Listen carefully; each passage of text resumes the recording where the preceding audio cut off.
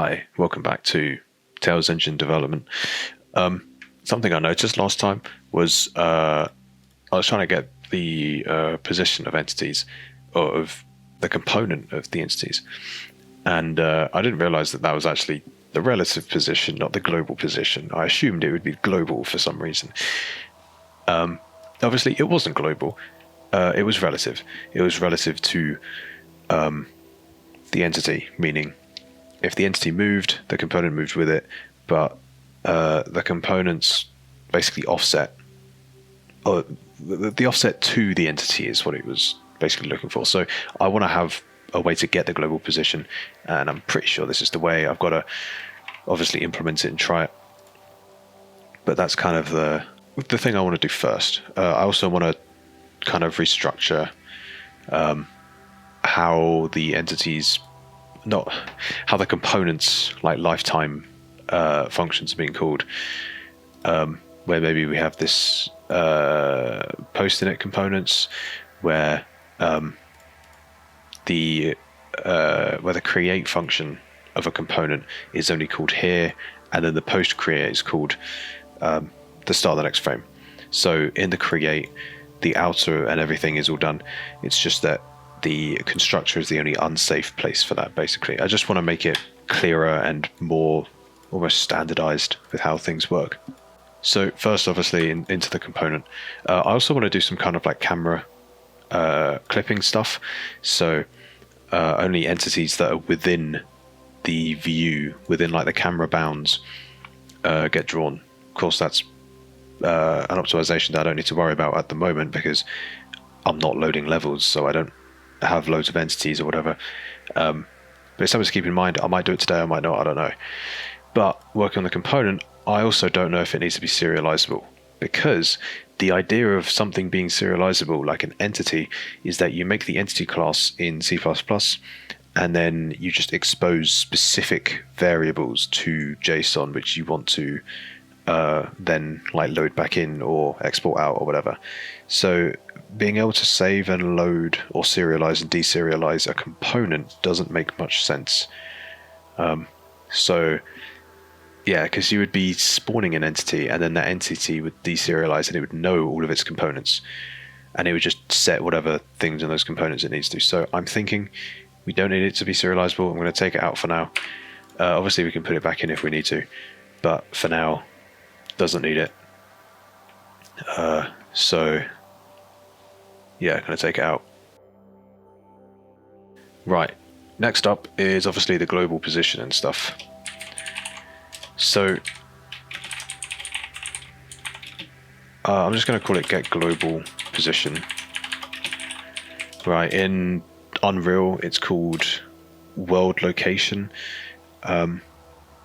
I'm not going to call it world. I'm going to keep with SFML naming, right? You have get the global bounds and stuff like that. I'm just going to use that kind of terminology where this is the global position instead of the local position, right? Instead of like Unreal's terminology, which is world and relative. So in order to get the global position, we need to return the transform, but we want to transform a point. So, well, actually, no, there should be the entities transform, shouldn't it? Because we're doing it local to the entity, so we need to take the entities transform. I think let's just try it and see what happens. So once you get the owning entity,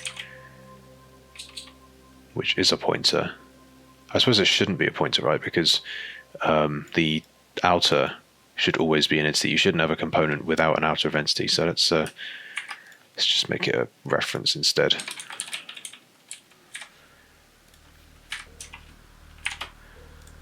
Would make more sense. So we can get the owning entity, and then we can get the transform.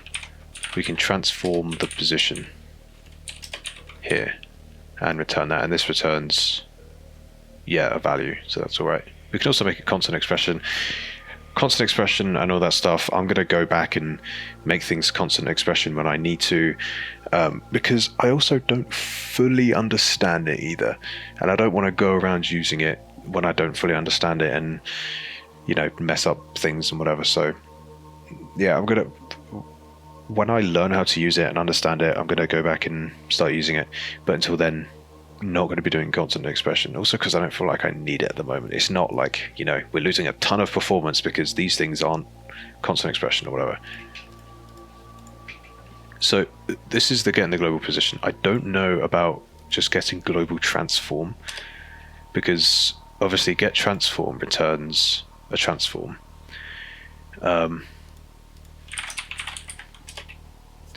If I say like get global transform,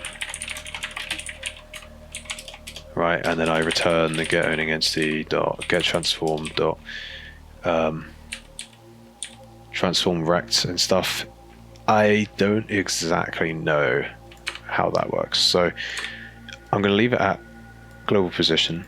Obviously global rotation and stuff, I feel like it would just be this component's rotation plus the entity's rotation, so we could do that as well. And then scale would be a similar thing. This would be an SF angle, I think.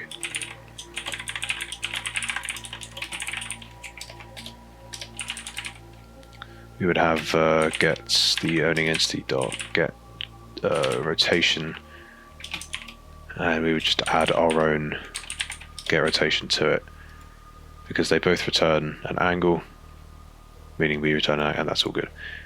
And then we can get the global scale. Now these would be more complicated if we do child components, where you would want to get all of the parent components transforms and then get the entities transform. That would be more complicated. For now, I'm going to leave it like this.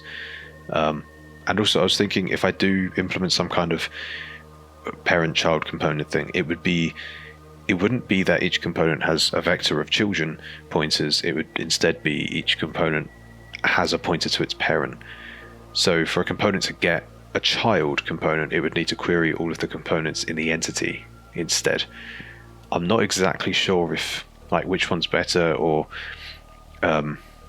just, yeah, I don't know. Like, I mean, I don't think about it too much, but you know, it's just different ways of doing things, I suppose.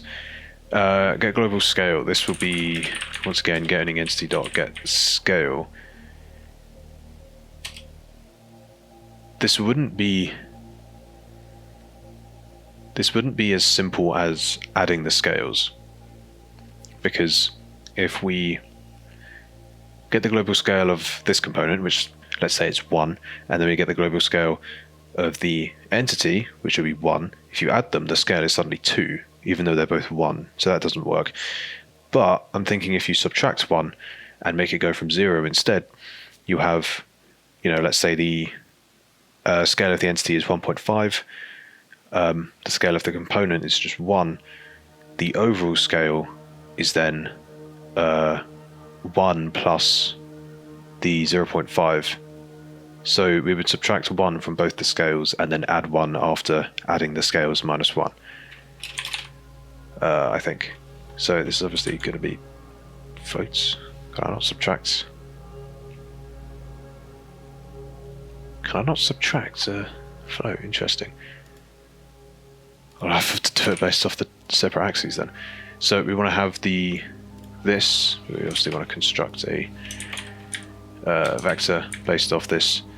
So we want to say get scale.x minus 1, and then we want to add this to the not the only entity, to just the get scale.x, meaning no, we want to add it to .x minus 1, and then we want to add 1 to it, I think. So if we have I mean, I don't know. I don't really know, I'm going to be honest. But I don't know. I'm going to leave it like this, I think. Just kind of see what happens. I don't know. But, yeah. Anyway, these need to be in brackets, I think. Or not, I suppose. Yeah, so anyway, we have these global things. Might as well quickly test them just to make sure that they work. So if we go into, yeah, this I'm not going to have. I think being able to create components in the entities constructor is very useful. It's just that the create method of the components won't get called until the entities init components is called, which probably won't even be virtual. Or it might be, but that's not where you create the components. That's where created components are then initialized with their create method, and then the start of the next frame is the post create. Yeah. So, but until then, I'm just going to let's just print the say sprite x, right, and then take the sprite. Get the global position .x and just print the global position, which should then be the entity's position. So if we actually say as well entity x and then get position .x in that as well, hopefully we'll see that they're the same. Or we can get errors. No overloaded member. Oh yeah, obviously because I changed this to a reference instead of a pointer.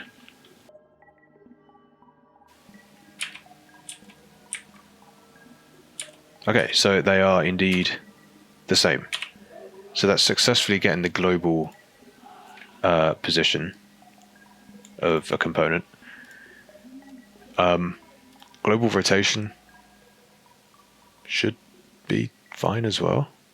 I don't have anywhere that I'm changing the rotation. We could change the rotation based on the position, actually. We could say set rotation to be just whatever the position is, right? Get position.x. And this obviously wants an angle. So we'll say SF degrees, like that. Yeah. And then instead of the x, we can say rotation, and then get global rotation. Get global rotation. Actually, just get rotation. There is no global on this.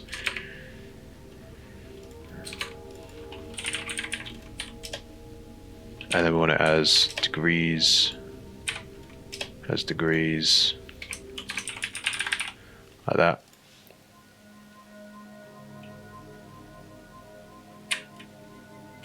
There you go. So it's getting rotated, and the rotation is indeed working. If I go backwards, it works.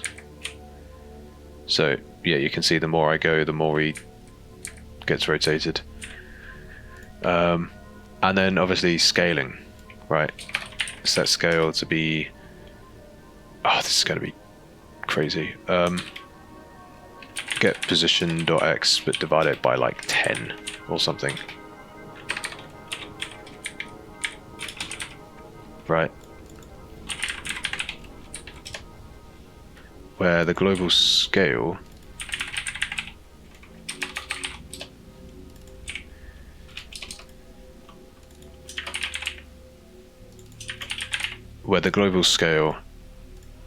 this should match the entity scale. Maybe multiplied by 10, it's going to get big like really quickly though still. So if I do that, obviously 0 divided by 50, I don't know, if we do that, then we have that and then that, and it's just getting wider and wider, so that's obviously working. But does it work with the component? So if I say msprite set scale to be essentially this is get scale, not set scale, is this gonna work as well? It's just got the same as the, no, it is more. It is more. It's now less. What is going on? I mean, it's obviously something's wrong, but I can't be bothered to fix it, and I don't think it matters too much personally. So it's anyway. That's the global transformation stuff. Let's go into entity and let's have, instead of init components, well, we do have init components, but this will serve a wider purpose, where we will have we'll have a loop through the components.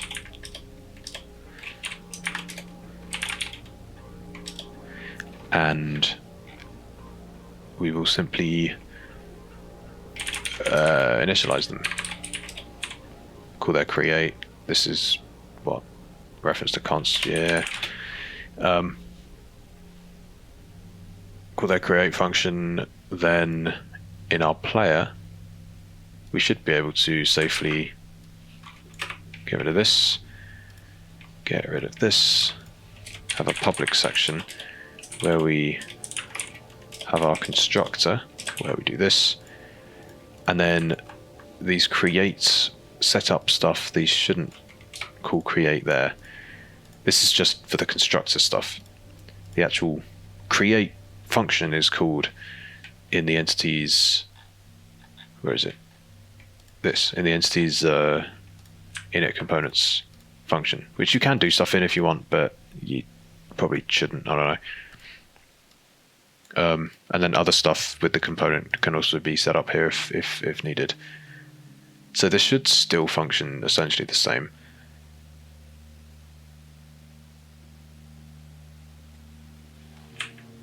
Yeah, it's just that now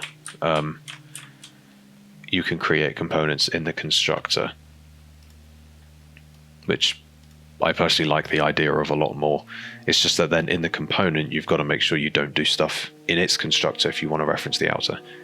So that's just something to keep in mind. Really, anywhere if you want to reference the outer, don't do it in the constructor, do it in create or spawn or something. Saying that, spawn might be better off not being called as soon as you spawn the component, but instead in some kind of like initialize entities function, which loops through all of the entities, calling spawn on all of them after you spawn all of the entities. Although that would be done by that'd be slightly different though, because where is init components being used? It's being used here. So when the entity is spawned, it initializes the components. In the world, this kind of thing would be used in the world when you're loading a level. So when you load all of the entities in the level, it creates them all. And then after that, you can, like, initialize entities, and that will go through doing all of the spawn methods or something. But just creating an entity by itself is like creating a component by itself. You can't quite, do that. So for now, entities and components function differently in that regard. But yeah, this seems to work somewhat well. Yeah, so next up on the list, posting it, destroy, I think that's fine. Different components. Yeah, obviously, I might just do these not recording them, honestly, because I feel like it's just going to be a bit boring. Yeah, I don't know why I started recording these videos. I think it was just to have some kind of documentation on making the engine or something. I don't remember exactly, but I suppose it's also just to help people who also want to make an engine and have no idea where to start, just to give them an insight into one way to make an engine or something. But yeah, I mean, I don't think, apart from maybe the implementation of animated sprites or something, I don't think there's too much of a reason to record it, so I will probably just do it without recording it. I'm probably going to, unless there's something really technical which I want to go into, like, localizing strings or something, or loading levels from files, I probably won't record it, I'm going to be honest. Yeah. So, saying that, I do now want to do culling or clipping of entities that are not in the camera view. So the world just holds the levels. The world's not that special, really, but the level holds the entities. and decides when to draw an entity. So in the levels draw, we're just drawing every entity. Instead, we should check if this entity is within the view. So to do that, we can say we can do an and if this entity get the get global bounds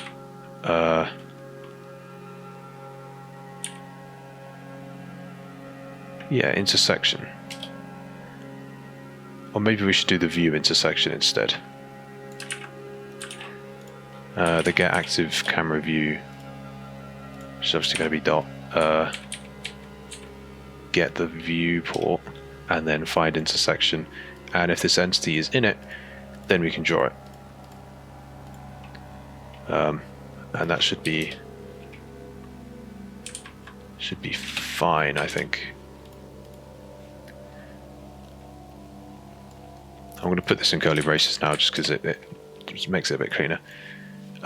So if we make sure this links, and then we do a little bit of a test. I don't know how I'm going to test this. The only way I can test it is if I visually see it not being drawn, but basically this white square shouldn't be drawn when it goes out the screen, but we can't really test that until, you know, we have some kind of like way of seeing if it's in the screen or not. So I don't actually know how to test this. Actually, no, we can just do a debug here, couldn't we? We can just say print drawing entity. Can I get an entity's like thing?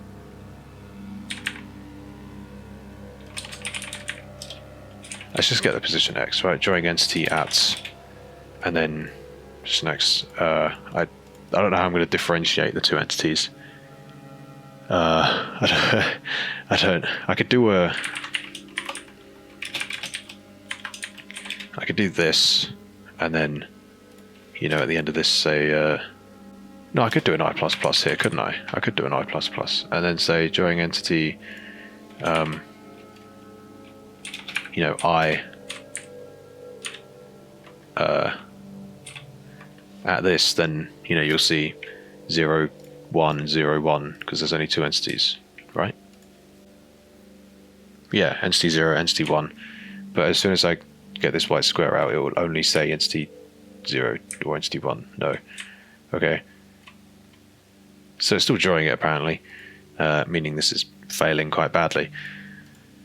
I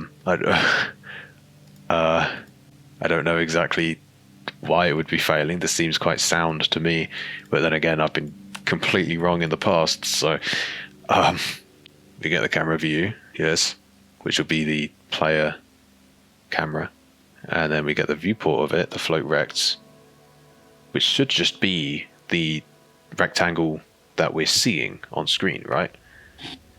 And then we see if the entity's global bounds, which is the global bounds of all of its components summed up, is in it. And it is an optional, so, you know, we're testing against the optional. Okay, let's try it with the inverse.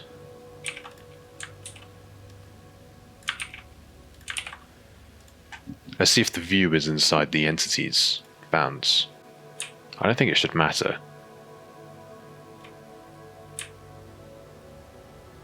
But it seems to not be working. No matter how far I go, it seems to not be working. So what if we printed the... Let's go back to what it was before. What if we printed the viewports, like, width?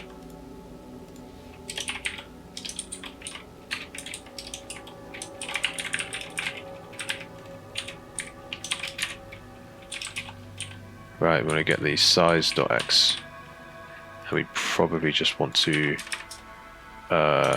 move this to here, just so it's done once every frame instead of twice or whatever.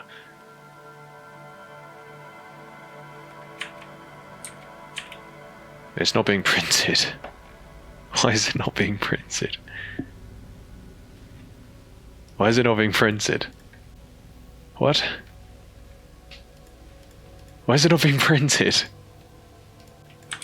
What if we put it back in here? Oh wait, no, hang on. It's because you forgot the little link. Forgot to link the library with the executable. So, okay, I'm going to close this. What is this? Viewport width 1. Okay.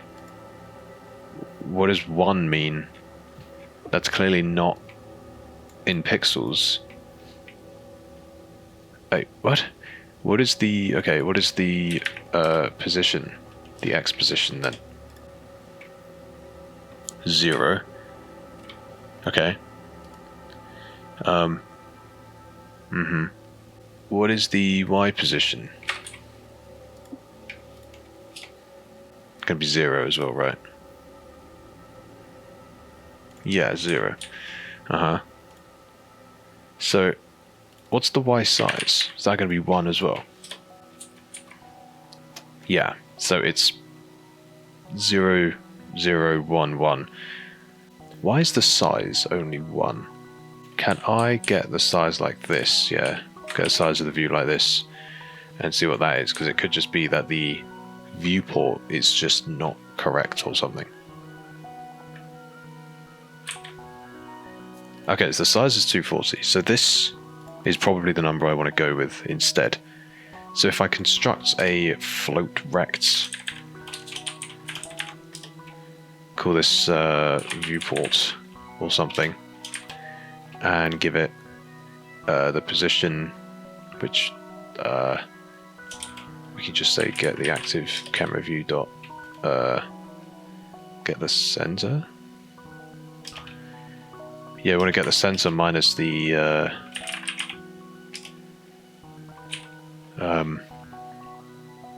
minus the size divided by 2, right? And then the size can just be get active camera view dot size, right?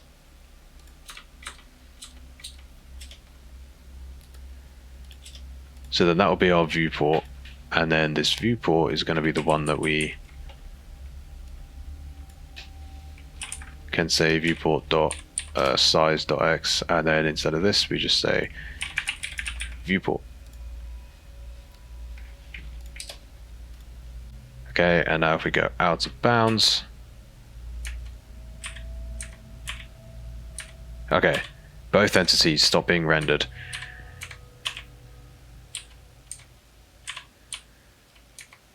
So we know it's working, obviously. It's not working like amazingly well, but it's it's working to an extent.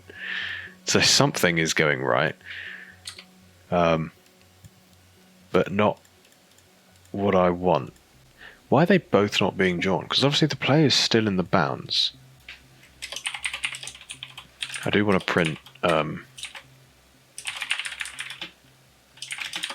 viewport X position, just to see if it changes based on the player's movement.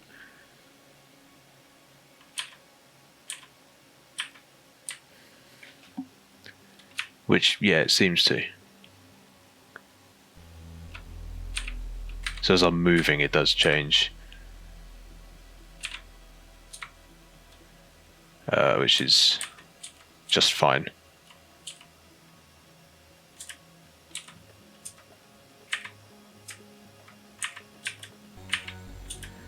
But what I don't get is why are both the entities not being drawn if one of them's off screen? I've got no idea. I've really got no idea. So I'm going to leave this for now. I'm going to keep the viewport and everything. I'm going to comment this out for now and just leave it like this. Get rid of the index, don't need that. Once again, just make sure it works still. Yeah, so we're getting drawn again. I don't know why it makes both of them disappear.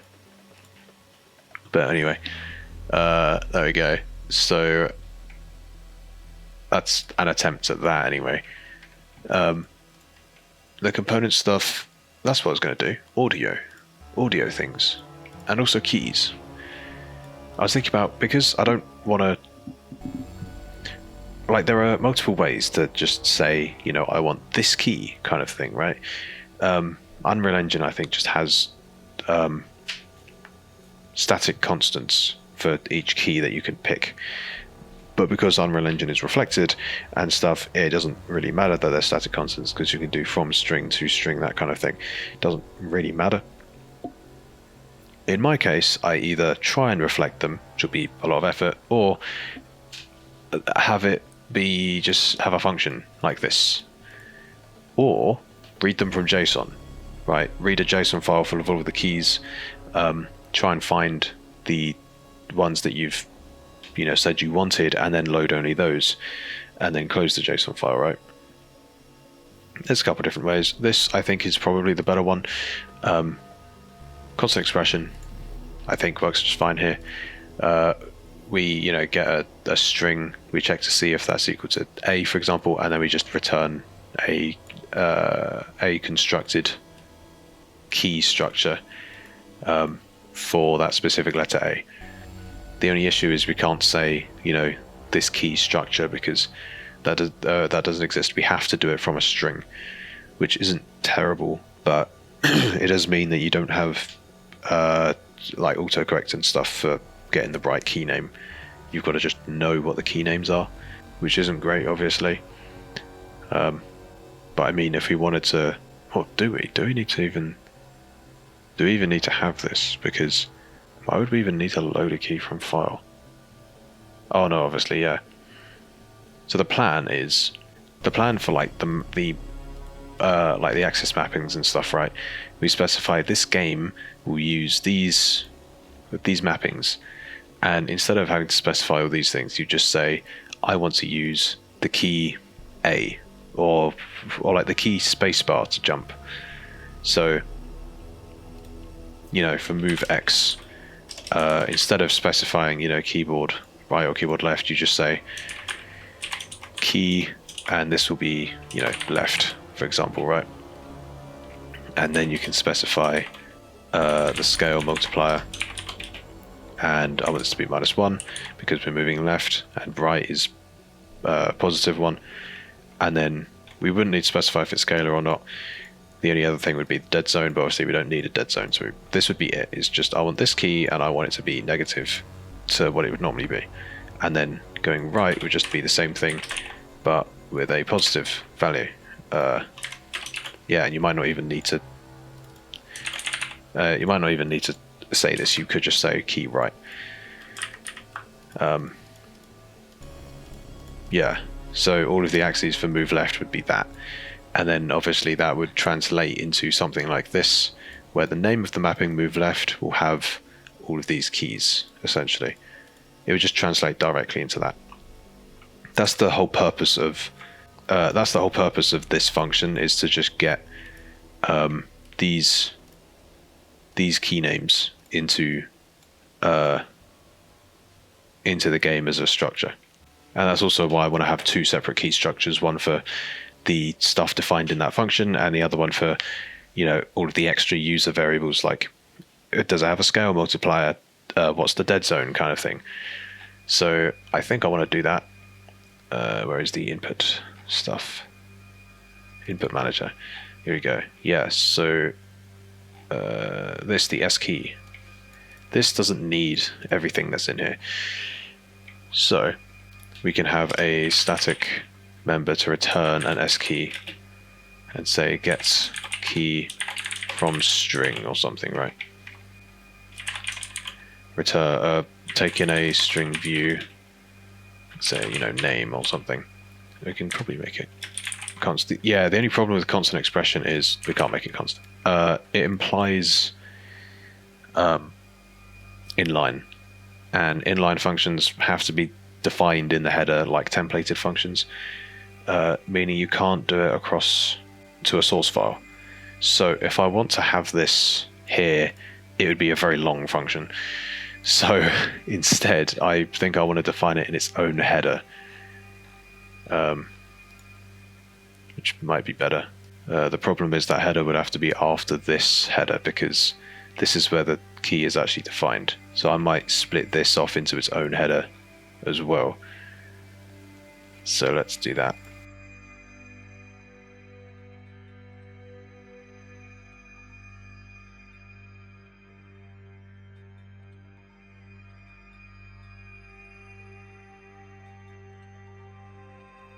Okay, so redoing the CMake stuff. Key header in source file, we can cut this out. We can then include tail/key in here, go into the key, paste this in here. This obviously doesn't have the stuff that it needs, such as the input device stuff. So yeah, we can just put all of these enums in there as well, I think.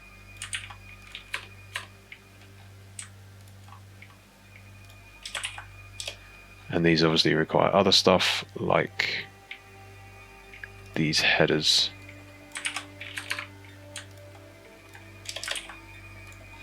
And there we go. So now, obviously, the source file for this is going to be missing out on a lot. Well, not a lot, it's not going to be missing out on anything, but all of these skey things I want to copy over to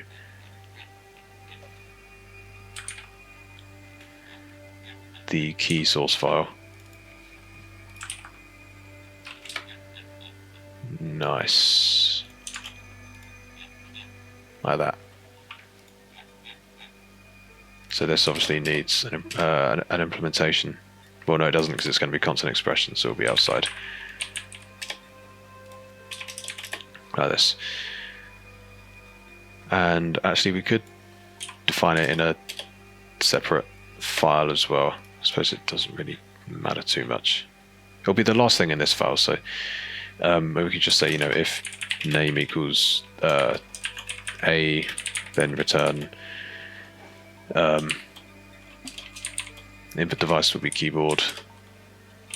What else am I even doing here?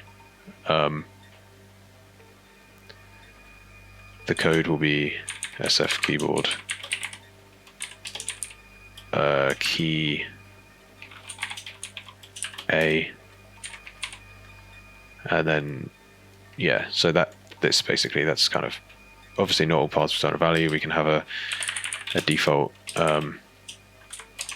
input device for unknown, and then it just has 0 as the input here. There's the code. So now I want to split this into two separate structures, one for the key and one for the user key or something. I don't know. Let's call it user key for now.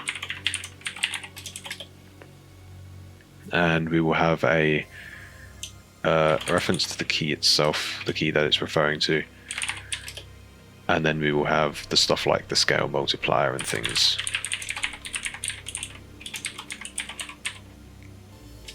And the dead zone. His scalar won't be here though, so we can do that. And then these keys, yeah, we don't need these anymore. So these keys are what are going to be created. So these don't need these.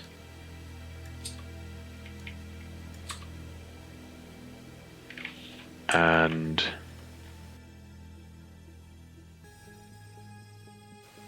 then obviously this one does everything. Don't need that, don't need that, don't need that. It's obviously the same as that, so we can get rid of it. And then obviously the scalar amount and stuff, this will be done in here instead.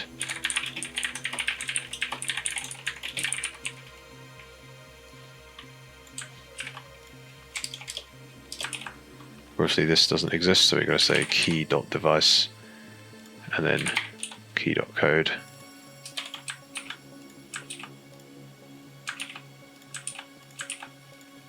Like that. And then is active. Yeah, is active, because these will be the ones that are like used in the actual input thing. I can't even get the names for it in the actual input manager. There we go. And then yeah, get key from string. And then here we can give it a constructor where it requires a key, a scale multiplier, and a dead zone.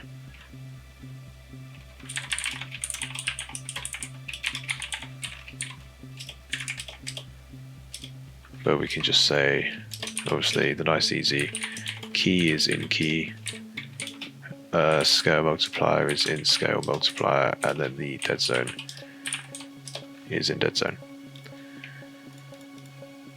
So we'll have that. Yeah, not explicit, don't really care. So then, of course, the only thing we really need to do now is input manager stuff, where instead of keys we say user key, and these don't use keys, though they do. Here we go, s user key, and then s user key, like that. Here we need to change that to user key. This can be changed to user key as well. And then this obviously is going to be a bit kind of unsure of what's happening. So what we do here for this is a vector of s keys for some reason, s user keys. What this expects for the in place back is the key, then the scale multiplier, and the dead zone.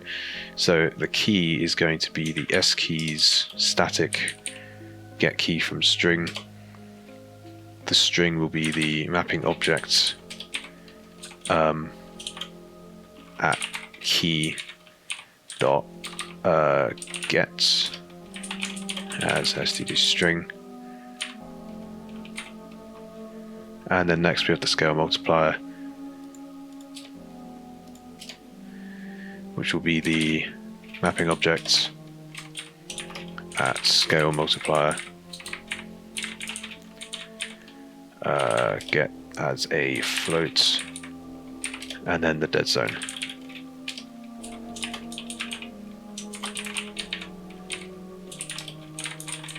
Like that. So yeah, that'll be constructed, and then all should be good, I think. Right, I'm going to change this to have an underscore in it. Right, cool. So hopefully our player one will be a bit naff, because obviously we haven't supplied the thing. So we should probably add the keys that we're using here, at least, to this.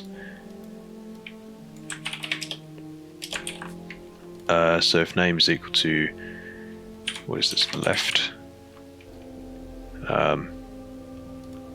we might want to prefix it with keyboard left or something to avoid, you know, naming clashes, but we can do that later. Yeah, left, and then right will be right.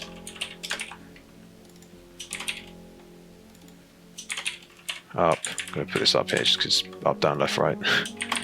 Down.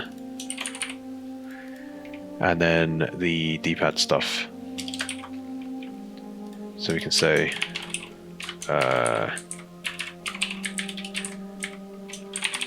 keyboard controller. So this will be the D-pad left, which could, you know, obviously have spaces because it's a string. I don't know exactly how I'm going to have this, I probably do something like that. D-pad left, and then this, instead of being a keyboard, will be Xbox axis of D-pad X. D-pad rights will be D-pad X again. I should probably just say D-pad X and then D-pad Y instead.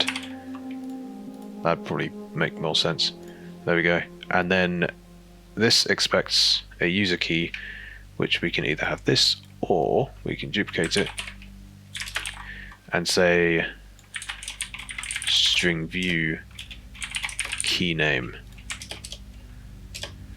where we say key is equal to the skey static function of get key from string, the key name being this string, like that, and then scale multiplier within scale multiplier, etc.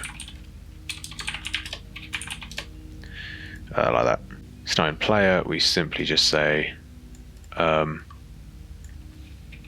we want the key left, and it must be -1. We want the key right, and we want the D-pad X. This will be the D-pad Y. This will be the down, and this will be up, like that. And so now everything's translated to that, basically. I might just use Unreal's naming for this just because it's easier. But yeah, there you go. That's that. I don't know exactly how to do D-pad left and D-pad right, because obviously in SFML, D-pad X and D-pad Y are axes, so I'm not exactly sure. But yeah, I might just leave that down to the user. I don't know. So hopefully, I don't have one for that. So if I make one for this actually as well, call it controller A, for example. I'm probably going to change this, but Xbox button, and just say A, and then here we say controller A. Then it's going to be annoyed because const char. Okay.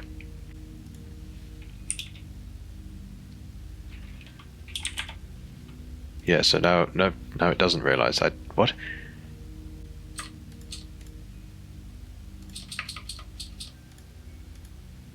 Okay, I think it was annoyed at some kind of use of the vector when there was only one item in it or something. Yeah, so we have our controller A for jump. Let's see if it runs. It's a big test. CMake brought in new SFML version because I'm on master. Okay, we have failure for the constant expression thing. Interesting that it cannot result in a constant expression. I mean, fair enough, I suppose. I don't exactly know how to use constant expressions, so I think I might just move this to the CPP file instead and not have it be constant expression and move it back when I can make it or something. I don't know. Still don't really know exactly how this works.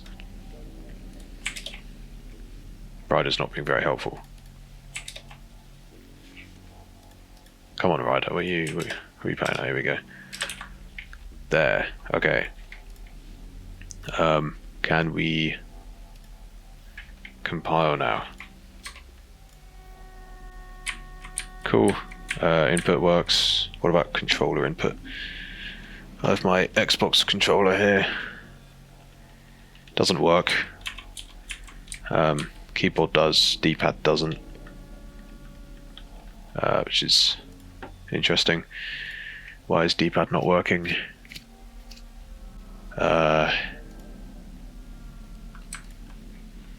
Obviously looking at this as a culprit. Oh, it's because I'm listing it as a keyboard. Well, that's a bit stupid. Let's see if that's fixed it. Yeah, there we go. I can use my D-pad now and it works. Arrow keys still work. Okay, sick. we have our stuff. The A button works as well, and the other stuff that would set off the A button doesn't work. So cool, that's good. That obviously works. We can now just get a key, get it once, and that's all good. So what next? What is the next path forward? I'm thinking some kind of audio thing, doing the audio stuff. What I have in mind is some kind of bus thing, maybe we'll call it like channel or something, right? Where you have some kind of vector or like array of channels or buses, and you can add them and you get them with just an index. And the buses or the channels or whatever, they're subclasses. So you have a sound bus to play a normal sound. You have a music bus to play SFML music. You can play them individually. You can pause them. You can stop them. You can remove them. You can check if one exists.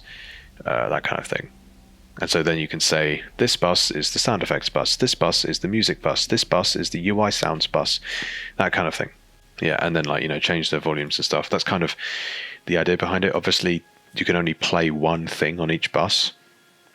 So if you have a sound effects bus, only one sound effect can be played at a time.